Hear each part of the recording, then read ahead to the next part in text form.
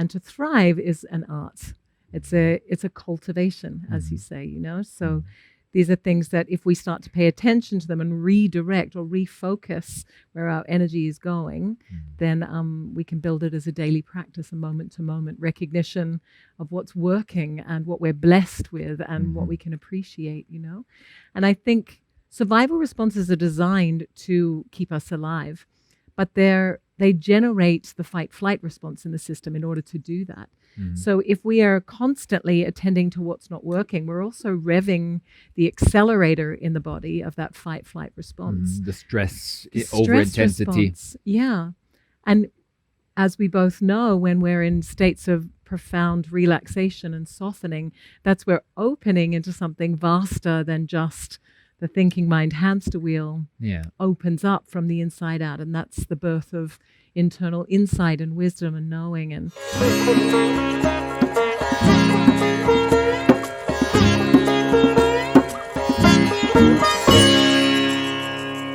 action. Welcome to the Spirit of Yoga. In this special edition, we are connecting to one of my dear friends and teachers, Tina Nance, who is joining us for a special episode of our Yogic Wisdom podcast, where we dive deeper together into the realm of gratitude. So we explore that attitude of gratitude through the perspective of feminine embodiment, integrating the different areas of our life in a holistic manner. And Tina Nance is an expert, a master, a seasoned hero in that field. And I had many opportunities to learn with her, under her perfect guidance, because she's one of the, even as our local team just said, Tina Nance, she's famous in Bali. Even our local staff knew her from the restaurants and here and there because she's been around forever. I think I'm an OG, old school, old generation person in Bali, having been around 8 years. But Tina is rather like 13, 14 years in Bali. She's actually one of the main original resident teachers of the renowned famous yoga barn. So briefly the context, people come to Bali because of the eat, pray, love dream. And then, of course, they want to do their yoga. Where do they do their yoga? In the Balinese yoga capital, Ubud. But where in Ubud? Of course, in the yoga barn. It is the institution, having been around for almost 1.5 decades by now.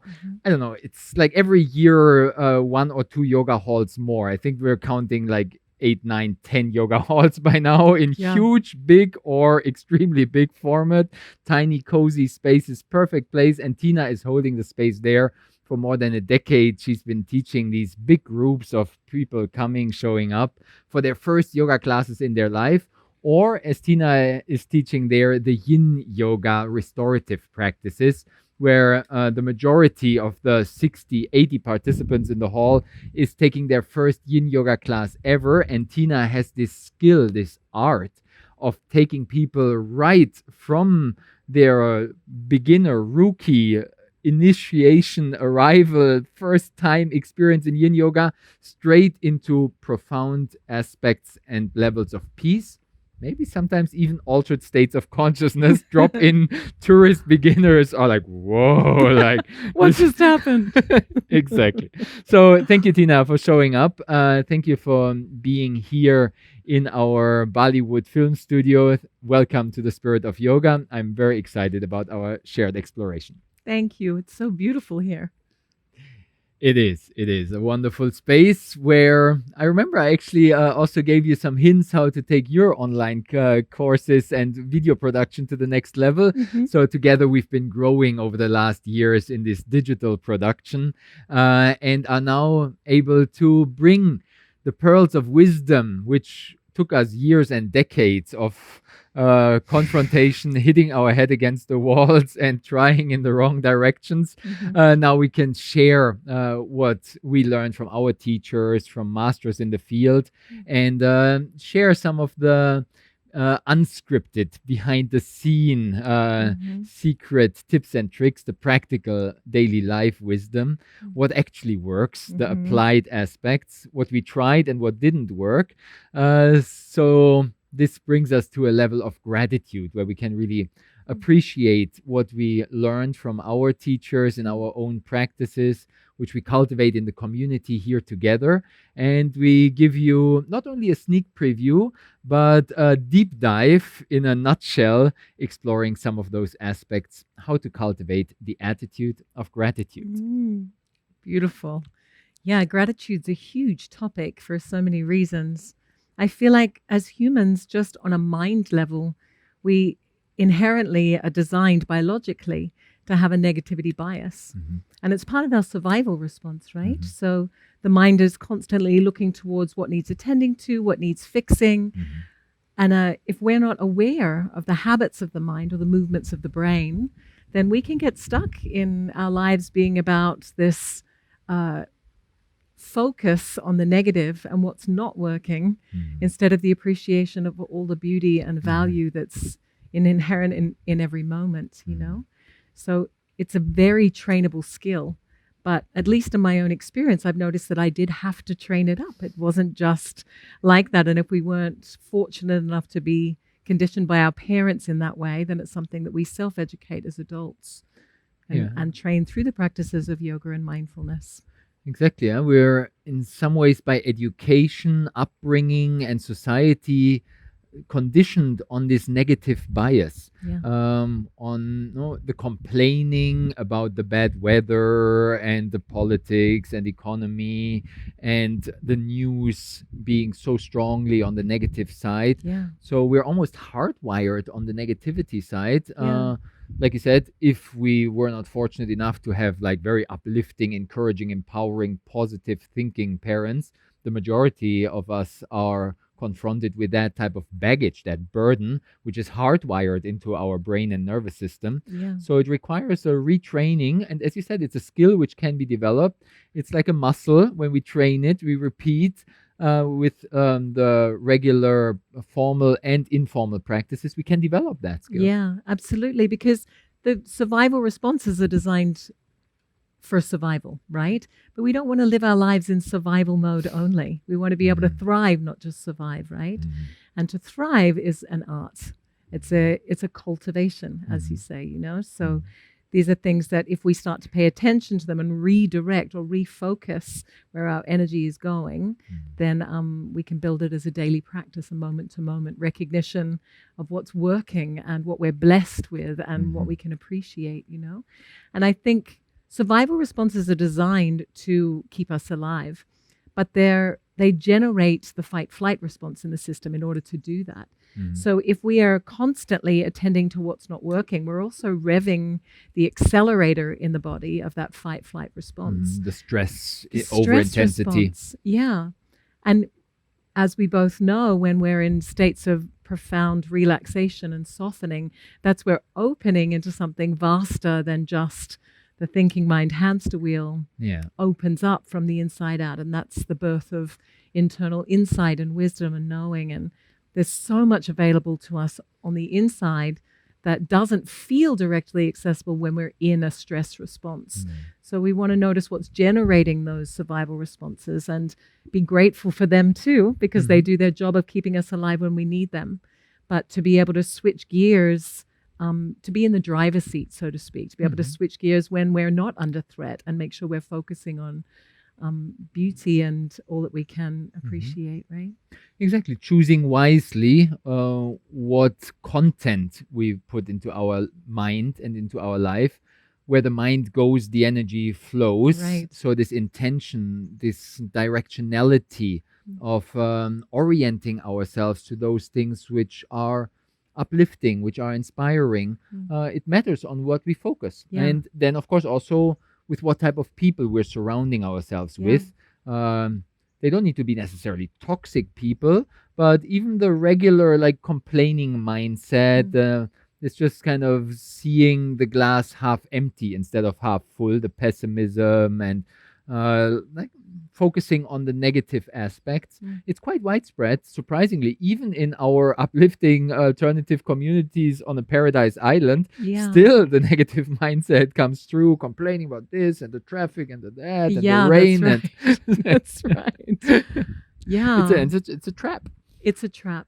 And also, interestingly, on the other side, I think there can also be a trap in a subculture like ours of being what we'd say toxic positivity, where we can spiritually bypass and only focus.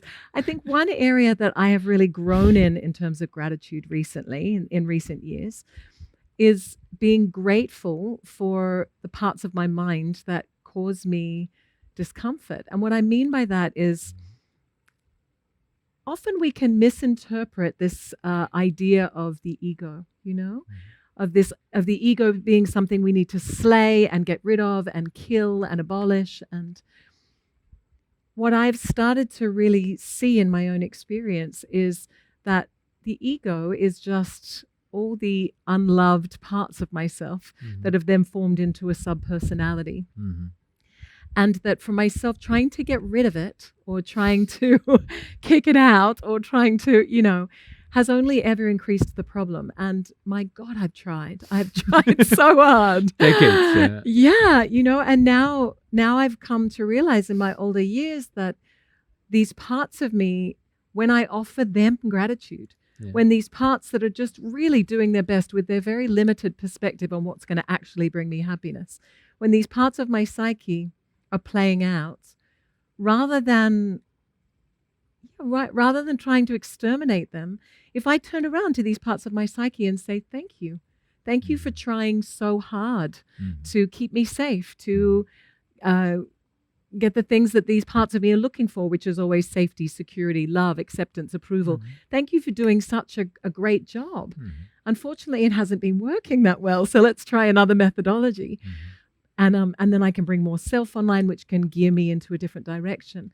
But ending that internal war and actually being grateful to my ego for trying really hard, not letting it run the show, but certainly including it as it's just part of the human experience, and being grateful for all that I learned through that journey. That's been huge for me. And I don't know if you've heard of something called internal family systems, IFS.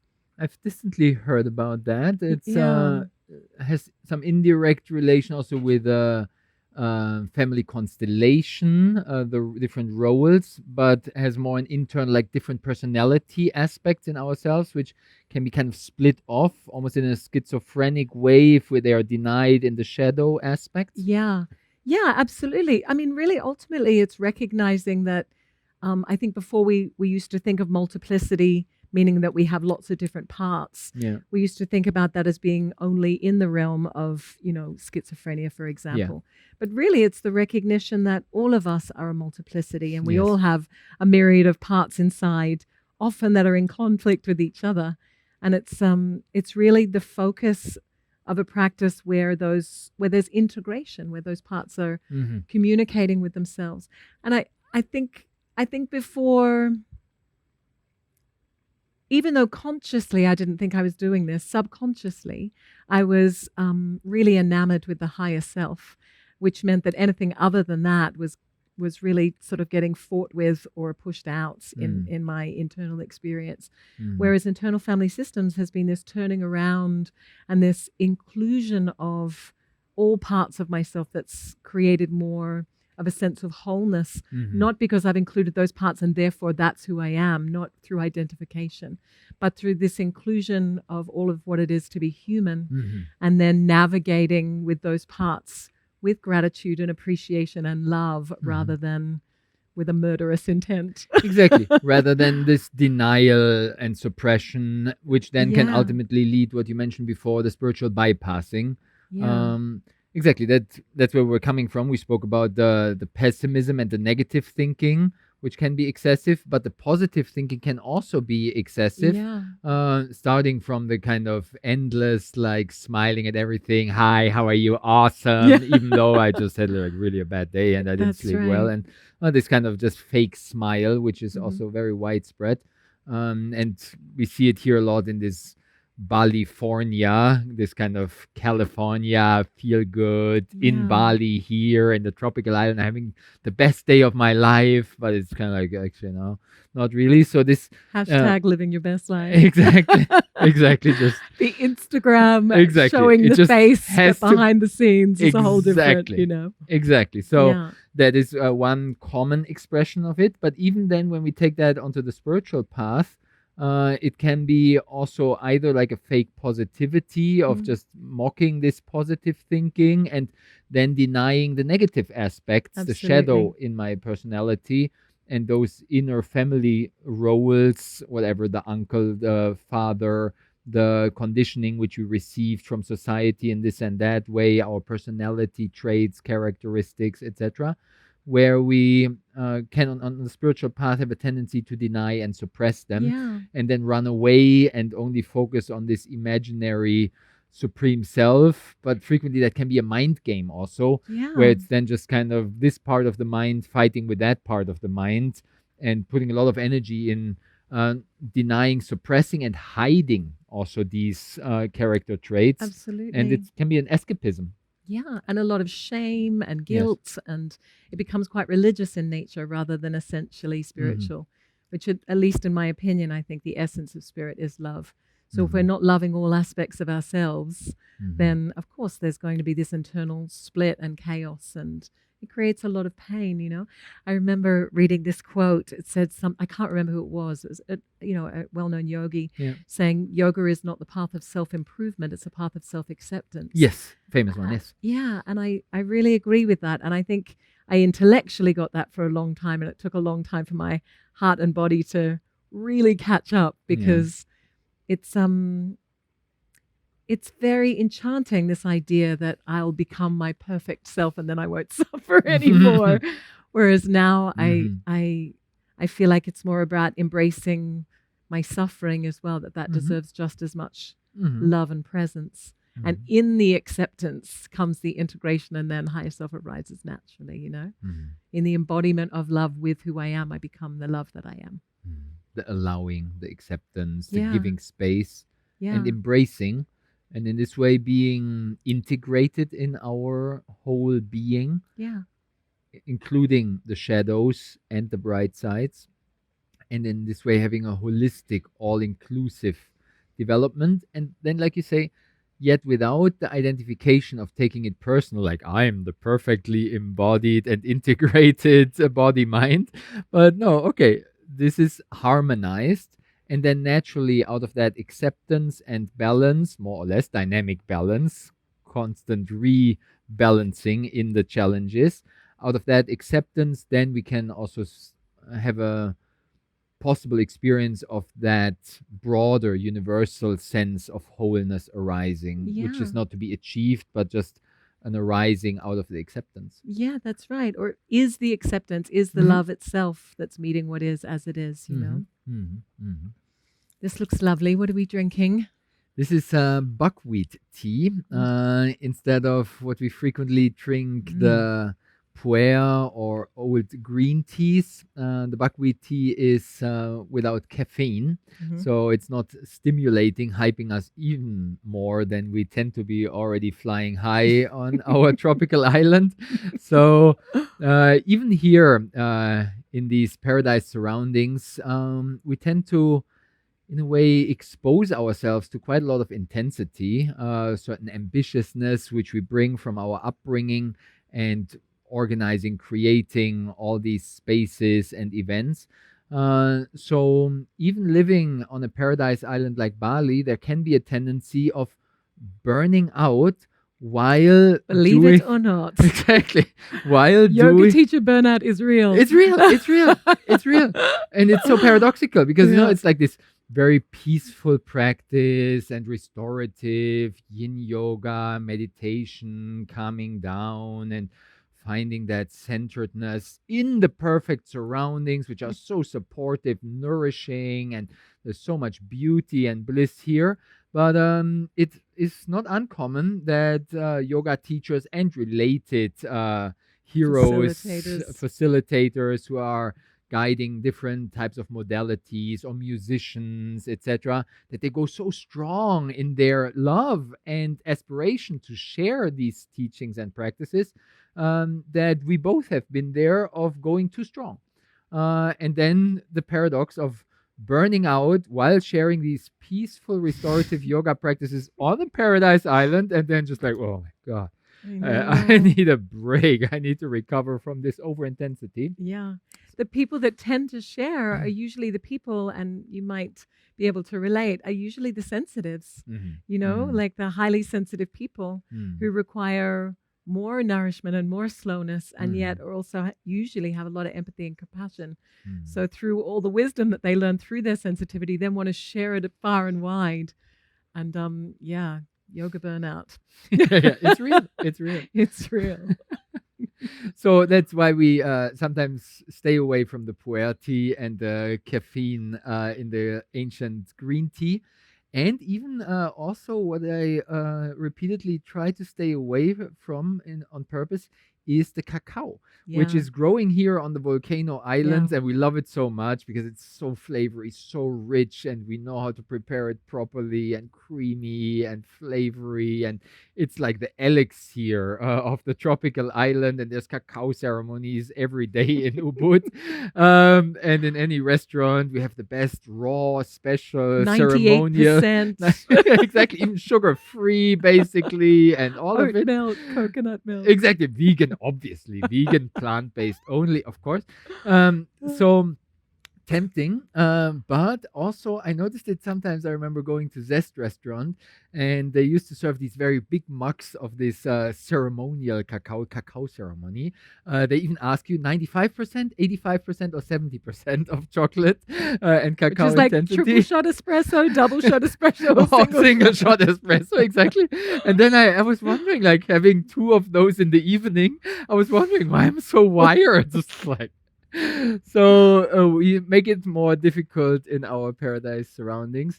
And so don't think that that we have just this perfect life here. Yes, we are supported and guided and blessed, and we are having gratitude every day for this. But even talking about the gratitude, we can even forget about that we are in many ways having such an abundant and supported life where society, culture, subculture guides us, helps us, uplifts us, and gives us all the possibilities. And we have these marvelous surroundings, the amazing hospitality of the local Balinese people who are holding the space behind the scenes and are making it all happen. And yes, we do cultivate this gratitude regularly because it's just too obvious to not do it. But even in these circumstances, we can fall into the trap which Aldous Huxley summarized in a famous quote: human beings have an almost infinite capacity of taking things for granted. Yeah. Why is that? Why is that? I recently, unfortunately, just been at the funeral of a very, very close, dear friend of mine, a 10-year-old little boy. And we just had ceremony for him on Friday. And there is something about walking the edge of life and death that initiates such profound gratitude. And, I think so many of us in the community, having been part of that ceremony, are now very much in this heightened space of gratitude for every single precious moment, because there's this awareness of the preciousness of how it can be taken away at any moment, And it's such a shame that that it takes something like that for us to snap back into, into what's here. I also currently have another friend who's preparing to pass away. So, some of us experience a sudden death. Some of us know that we're going to pass in a certain amount of time, and the amount of energy that then I'm sure is so funneled into and focused on appreciation, knowing that these are your final moments, where they could be any of our final moments at any time. So yeah, there's something about, I've had quite a lot of death in my life, and I often notice that people that have experienced more death around them have more appreciation for the life that they're living, Exactly, the small moments, living in this awareness and appreciation of the beauty of simplicity, Yeah. of the small, tiny things which we can easily ignore, taking them for granted.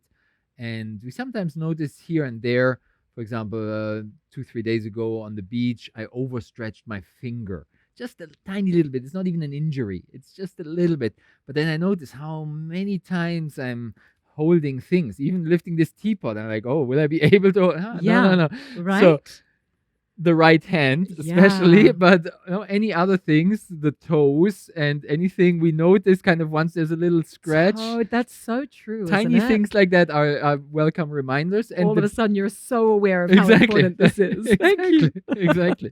And then the bigger the confrontations get, what we Yes. unfortunately see regularly on these islands here is motorbike, scooter accidents where people scratch their skin, then the wounds get infected and things like that. You or realize how hospital- fragile this skin suit we're all living in actually Exactly. is, right? Exactly. So starting from small, medium things all the way to the contemplation of death, the finite flesh body, which, we tend to take for granted. And not a coincidence that in basically all spiritual traditions and religions around the globe, there was an emphasis given on the contemplation of death. Starting from the most basic one, that people worry about the death, the fear of death. Even in the Yoga Sutras of Patanjali, Apinivesha, I think Patanjali calls it, the fear of death, which even affects the scholars, Patanjali says, even if we know about this impermanence and everything in theory and metaphysics, still physically we have course. this existential survival need and the fear of death. So religions have been addressing that topic, of course, very thoroughly. What happens after death, this unknown uncertainty of humanity. But apart from that, this contemplation of death is a very common standard framework, which we find in Christianity, in certain areas under the church, where the monks were sitting with the bones of previous generations of monks. In Buddhism, the contemplation of the dying body is a very common one. In, for example, Theravada Buddhism, Vipassana, Thai, Southeast Asian context, sitting with the dead bodies or the burning bodies, same as it is done in Hinduism. In Varanasi, the famous pilgrim place at the shores of the Ganga, I remember sitting there on the ghats and seeing the burning bodies and how they do their ceremonies around that. And it's a marvelous, straightforward reminder of the value and preciousness of the human existence. Yeah. So it's worthwhile to contemplate that on a daily basis. Last comment on that. Some Christian monks in some special, I think, Eastern lineages, they were greeting each other with a cold shower style of hello. Memento mori. Remember death. Wow. As a greeting. Like, wow. not, hi, how are you?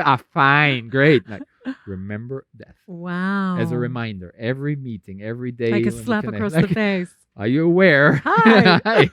Remember, you only got a few months or decades left. Yeah.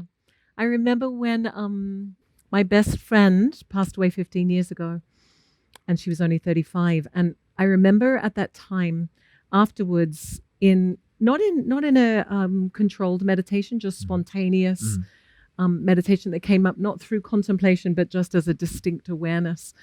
And I became very informed from the inside out of what would be important for me sitting on my deathbed. Like what, at that moment of passing, what is it that I would have really wanted? And the three things that were clear as crystal for me was, one was, what would I have contributed? You know, like how would I have made a difference to the world that I came into? What am I here to contribute? Second, maybe obvious, but was how much had I loved? And that, you know, that really is my daily mantra, is how much love can I offer moment to moment?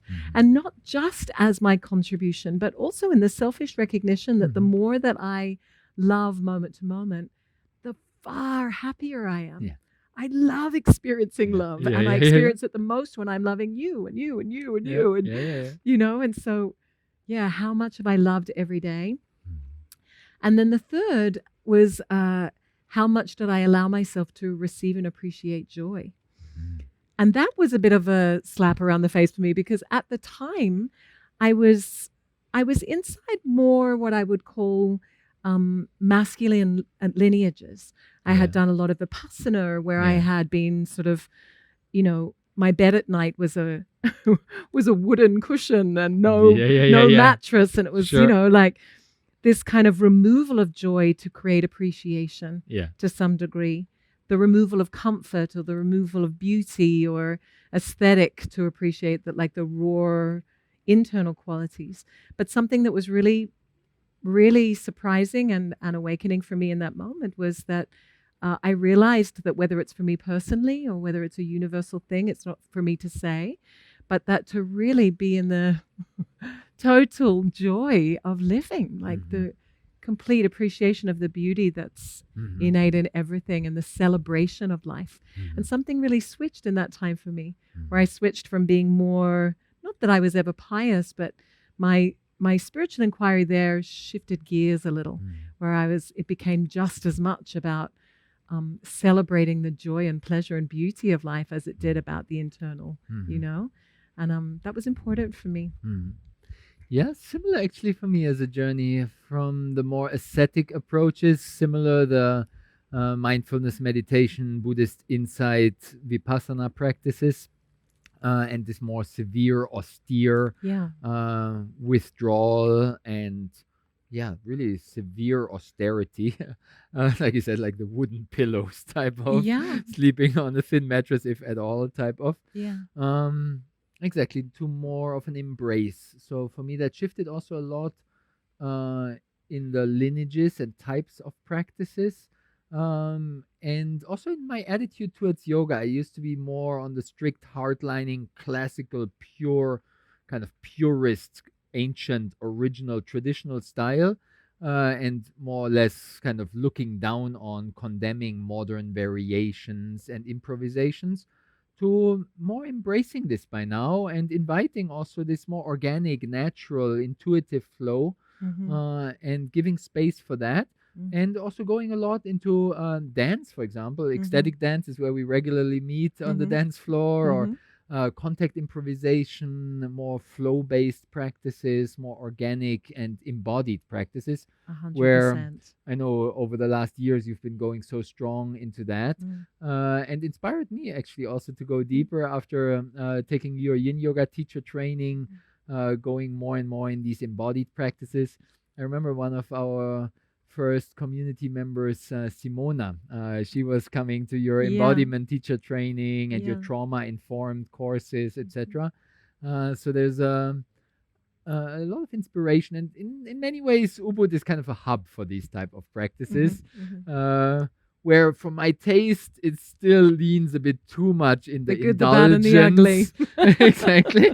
So I still come in strict discernment to find your way. Exactly. I come still in my conditioning and my subconscious priorities. I still come more from the ascetic and austere practices. And just last year did a Goenka Vipassana retreat, which we also have here on the island here. So I still have a love for that. But I definitely dropped some of the judgmental, negative attitudes towards the embodiment practices. And in this way, developed a more life-positive, life-embracing, affirming attitude.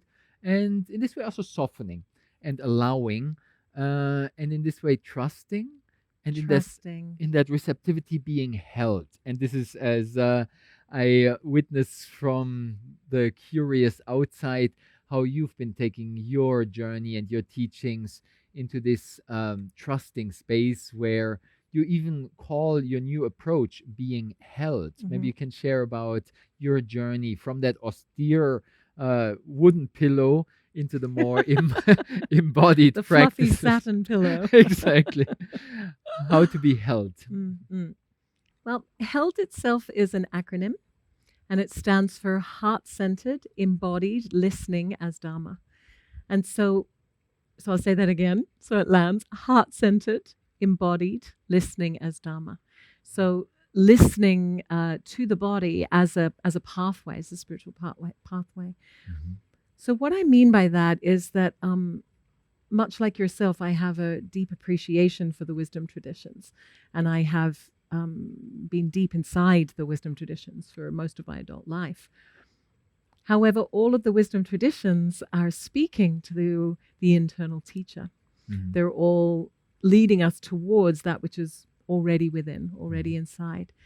And for me personally, the practices that I was exploring, the more they took me into the body, the more they took me into the present moment, the more that wisdom started revealing itself, not from the mind, not as something I was learning or externally referencing, but as something that was arising from the inside out. And then that became my greatest teacher. So this idea of embodied listening, meaning the teachings, in my opinion, or in my experience, take us to this edge, and then eventually we jump off that edge. And I think the way that we do that is very individual. And for me personally, my dharma has been to dive into the wisdom of the body.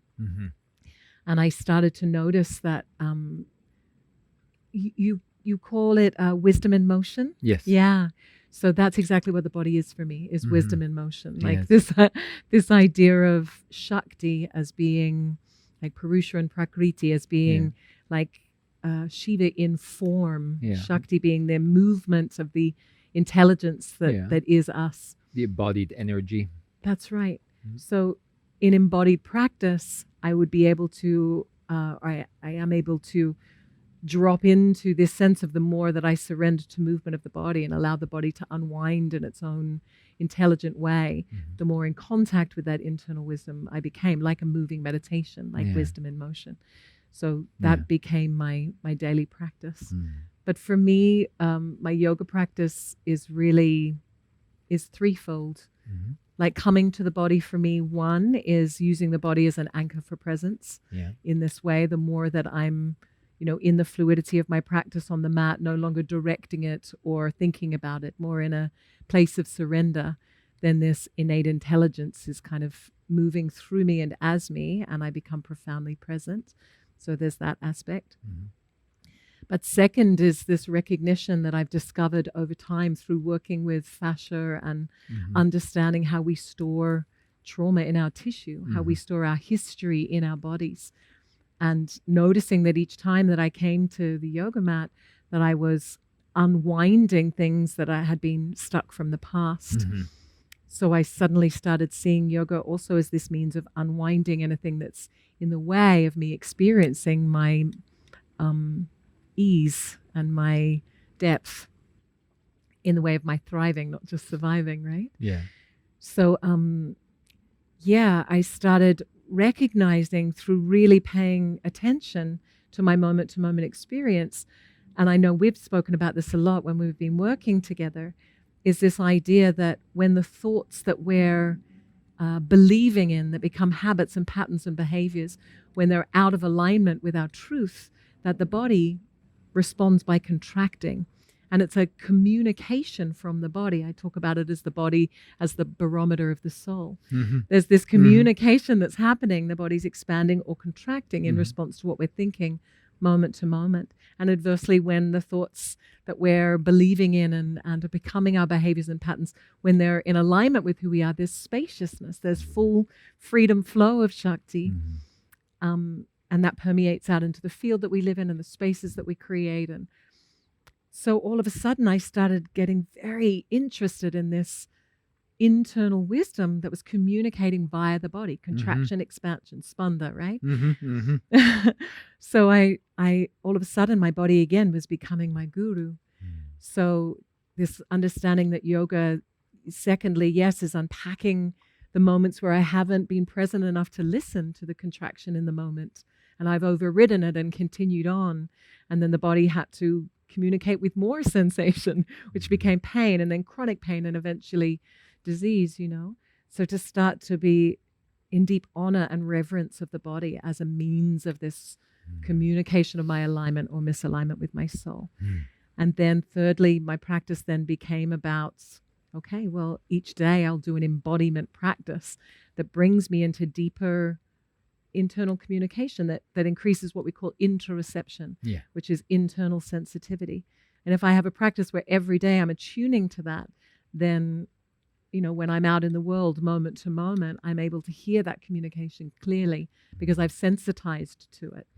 And they're really the three pillars of my practice: are presence via the body, unpacking the history from the tissues, and really sensitizing my capacity to listen to that internal wisdom via sensation. Instead of the kind of denial, avoidance of the body. Sometimes in the Buddhist traditions, the physical body would be discarded as the meat package. Right. Kind of ignored and bypassed. And yeah, almost a disrespect for the physical manifestation and the biological embodiment. Interesting shift and journey. Yeah. And again, I never want to define anybody else's path except my own. Like, I just know what's true for myself. And I know that all of the teachings moved me towards that internal communication. And I think that internal voice speaks in as many different languages as there are human beings. And so, heart-centered embodied listening as Dharma is my Dharma. And it might be for others, and they're the people that usually come and study with me. Sure. But I think everybody has their different ways. Exactly. And I think that a lot of the lineages that you're describing or that I've been a part of were more masculine lineages. And I feel like the path of the body could be looked at as a more feminine orientated path. True. And perhaps more women will resonate with it, and perhaps not, perhaps just as many men. But I'm curious. I don't think it's the way for everybody, but it's undeniably my way, and certainly lots of other people that I've met. So I think it's really about finding your own way, knowing your own Dharma. Exactly. Because it's true what you say, that the majority of the popular and dominant lineages and traditions have a strong emphasis on being passed on in the masculine context and cultivated, the priesthood, the monks. And even though there are, of course, women also, but even in Theravada Buddhism in Southeast Asia, women are still not fully seen as the real deal aspirant for the spiritual awakening. So there's still, to the day, also in Tibetan Buddhism, still a gradual opening and overcoming of the patriarchal centuries and millennia of masculine dominance. So we definitely find that in the different Buddhist lineages. And even the yoga asana practices have been dominated by male yogis for centuries. Absolutely. And only over the last 100+ years, starting with early heroes like Indra Devi, being taught by Tirumalai Krishnamacharya, and bringing it to Hollywood and to the Americas in the early times, 1920s, 30s, 40s, 50s, and so on. So it's not that long. Literally, we're talking about only 100 years that the asana yoga tradition has been made more accessible to women, both in India and in the West. But there are also, of course, the Yogini Devi lineages, the divine feminine in India also cultivated. All the Mahavidyas, the wisdom goddesses, Tripura Sundari and Kali and Lakshmi and all the others, having this more feminine embodied expression. Our shared friend who we were just mentioning, Amanda Noga, I remember her telling some stories how she was traveling in Rajasthan, in northwest India, in the desert there, in some yogini cults and ceremonies of several days out and about in the wilderness of the desert there, and strong ritual ceremonies and practices.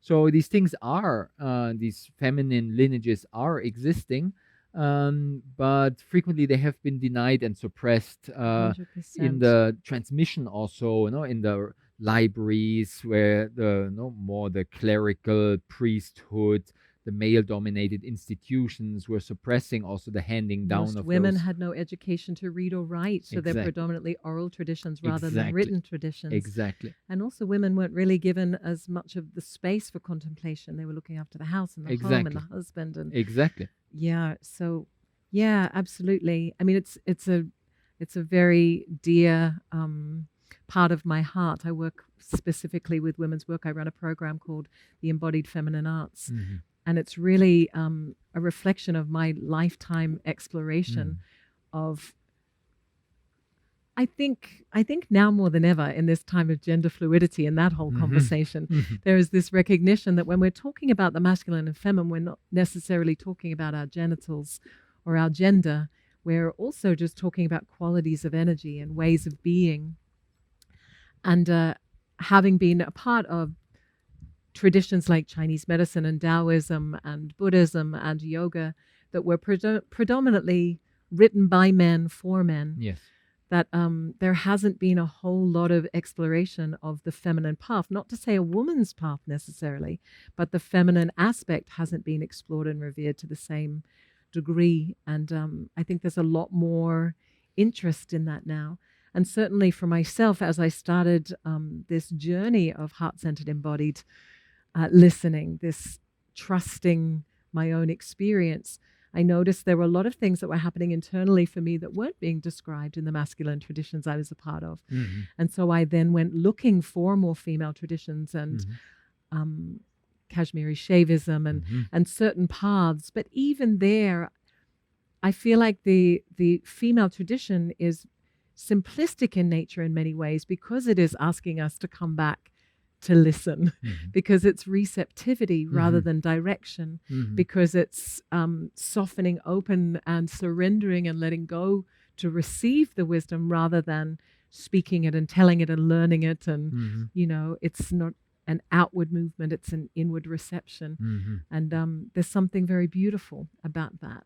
And I think at some point there are no words. So maybe it's all part of the cosmic plan that the feminine path was not recorded, it was felt. Yes. And so certainly in the practices that I do with women, my encouragement is not for them to learn a whole lot of stuff, but to simply get on the mat and explore it for themselves, you know. And I think that's the beauty of the feminine receptivity, you know. Exactly. And the embodiment, the practical, direct experience of that receptivity, instead of having another theory and linear, mental, intellectual talk about it. Another sutra, another text. Exactly. Maybe not so necessary. Not to say those things don't have enormous value, because my path as you know, as a contemporary woman is that I have a masculine and feminine side, and both are well cultivated in my being, and I'm very grateful for that. But here we're just discussing the feminine counterpart, which is vastly undercultivated in our modern culture. Exactly. There's something in re-establishing its value and emphasizing, maybe even in some moments overemphasizing the importance of the feminine receptive aspects, even for male practitioners. To counterbalance this extreme lopsided tendency towards the masculine domination with the rational controlling and in a way intellectualizing and manipulating forceful effort practices, which are on the one hand on the spiritual path, in yoga, meditation, very dominant, but also of course in society in general. Absolutely. In career and public life, this is so dominant that we in many ways are in urgent need for a counterbalance. So I feel it's fair enough to overemphasize a bit more on the receptive side to somehow come back to center, maybe. Counterbalancing. Absolutely. I mean, in the work with the embodied feminine arts, we deal a lot with female health. And of course, there's a lot of focus on reproductive health, hormonal balance, pelvic wellness. But what I see, although there is, you know, lots of things that contribute to hormonal disharmony, but what I see as the dominant contributor is what I would define as excess yang in the feminine body. Exactly. And, you know, we live in a time where 60 years ago now, the feminist movement, where thank the goddess and the god, for the foundation. Yes, but that foundation really, what I think we can all agree has happened is that women have fought for their right to vote, to have a bank account, to have a say, to have, autonomy. But the way that we have done that is to become more masculinized, to show Yeah. that we can keep up in a yang focused world, Competing against the men. yeah, rather than valuing the yin aspect as being of equal value, we're still overvaluing the yang aspect and becoming more yang, and perhaps that's not necessarily the balance we're seeking. And I think we're seeing that more now in female reproductive health. And so finding this balance for all of us, men and women, and everything in between, this balance of yin and yang. I feel like it's a safer way of describing it than masculine and feminine, because we can get lost in that. But exactly, yin and yang, this energy going up and out, being yang, energy coming in and down, finding that in balance in all of us despite our gender. So very important. Exactly, which you have been cultivating so much already in the yin yoga, where I was honored to join your teacher training, and then you even became part of our online yin teacher training. So you cultivated this for years and decades, this receptive yin aspect compared to the yang, active masculine, controlling power styles of yoga. Yeah. And like you say, I agree that the terminology with the yin and yang has more neutrality. Otherwise, in the whole gender debate, we can get caught up in some misunderstandings around the terminology. So I appreciate so much how you open that space, how you create the surroundings that people can feel held, and are feeling that embodiment in their direct first-hand experience. I feel we got to continue some other collaborations on the femininity workshops. We're looking also to bring together master teachers like you for future courses. So bringing together all this wisdom, which you embody so beautifully. And like you say, also very much, I noticed that from the beginning on in you, how you have this strong development of both the yin and the yang, the feminine and the masculine aspects in your being. So that has always been truly inspiring for me. I always praise your eloquent instructions and articulate guidance of classes, just verbally also spot on, but also having this softness and that feminine embodiment so beautifully expressed in your own being. Thank you. So thank you for being my teacher and being a guide in this marvelous community where we share here in wonderful Bali and around the globe. Thank you for taking the time to come to connect from heart to heart. Thank you for flowing in the wisdom in motion, which is in a way a shared ground. I love that title, by the way. I love it. Yeah, we were struggling to decide for the title. We had like these two taglines for the podcast: the spirit of yoga, and we had the wisdom in motion. And then which one to choose? And why then not both? Both are the best. Why choose? Exactly, both are the best. So thank you so much for joining this wisdom in motion. Keep on shining in the spirit of yoga. Thank you so much for being with us till the end of this wonderful exploration. Thank you, Tina, for being in this together. It's my absolute pleasure. Yes. Gratitude. Gratitude, exactly. So grateful for this shared journey. Thank you so much. Thank you, everyone.